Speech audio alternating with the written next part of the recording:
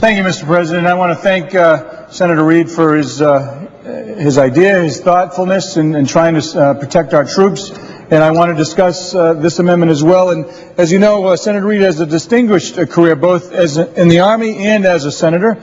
And he's always done his duty looking after the men and women not only of his state, but in uniform. And I want to thank him for the opportunity to work on this particular amendment with him. And also, Mr. President, as a 30-year member of the Army National Guard, I share Senator Reid's interest and commitment to our nation's soldiers and their loved ones. As we all know, they make extreme sacrifices to keep us safe and keep our nation safe. This amendment would dedicate resources within the new Consumer Protection Bureau to serve as a watchdog for all and their families. And as you know, in our military culture of honor, courage, and commitment, it demands prompt repayment of debts. And as a result, payday lenders often congregate outside military facilities.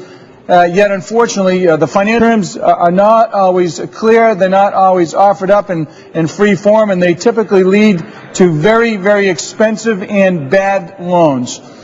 Other financial predators have sold military personnel bogus life insurance policies, Mr. President.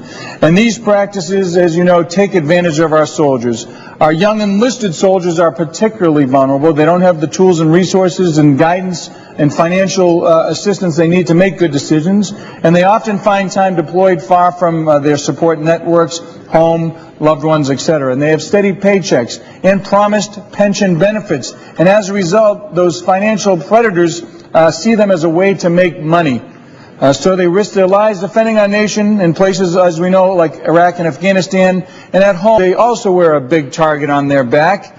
And if a soldier gets into financial trouble with an unscrupulous lender, then how is that soldier going to dispute those charges while they're deployed or while they're under the stress of a pre- or post-deployment? The payday loan cycles and other debts can pile up quickly, and this dedicated office would be able to help sort out the truth and get them back to financial stability. And this issue, as you know, Mr. President, I'm about to conclude, has received a lot of attention.